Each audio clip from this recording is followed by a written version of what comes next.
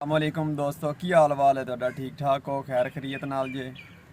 ਯਾਰ ਨਾ ਮੈਨੂੰ ਵਲੌਗ ਬਣਾਉਣ ਦਾ ਪੂਰੀ ਤਰ੍ਹਾਂ ਤਰੀਕਾ ਨਹੀਂ ਆਉਂਦਾ ਪਿਆ ਤੇ ਤੁਸੀਂ ਮਿਹਰਬਾਨੀ ਕਰਕੇ ਦੱਸੋ, ਕਮੈਂਟ ਕਰ ਦਿਓ ਮੈਨੂੰ ਜੋ ਵੀ ਤਰੀਕਾਕਾਰ ਹੈਗਾ ਵਲੌਗ ਬਣਾਉਣਾ ਕਿਵੇਂ ਚਾਹੀਦਾ ਹੈ ਤੇ ਕੀ ਤਰੀਕਾਕਾਰ ਹੋਣਾ ਚਾਹੀਦਾ, ਉਹਦੀ ਐਡੀਟਿੰਗ ਵਗੈਰਾ ਕਿਸ ਐਪ ਤੇ ਕਰਨੀ ਚਾਹੀਦੀ ਹੈ।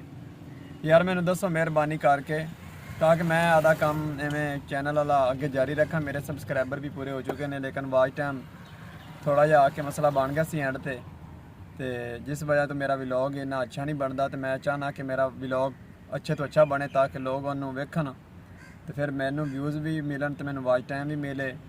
तो यार जिन्हों इस चीज़ का पता है, जेड़ा बंदा यूट्यूब नू समझदा है, वो मैनू कमेंट च लाजमी दसो कि इस तरह व्लॉग बनाना है, यह तरीकाकार है, यह ऐप है।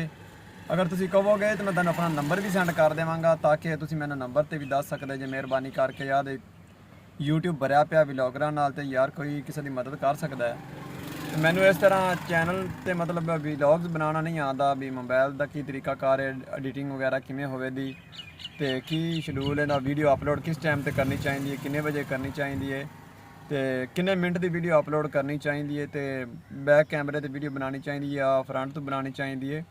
तो तुसीं मेहरबानी करके यार दसो मैनू ते मेहरबानी करो। मेरा सबसक्राइबर भी पूरे हो चुके हैं लेकिन वाच टाइम तो आके मैं रह गया सी ਤੇ ਅੱਗੇ ਮੈਂ ਨੈਕਸਟ ਕੋਸ਼ਿਸ਼ ਕਰ ਰਿਹਾ ਇਨਸ਼ਾਅੱਲਾ। ਅਗਰ ਤੁਸੀਂ ਭਾਈ ਮੇਰੀ ਮਦਦ ਕਰ ਦਿਓਗੇ ਤੇ ਮੈਂ ਇਹਦੇ ਚੋਂ ਨਿਕਲ ਜਾਵਾਂਗਾ।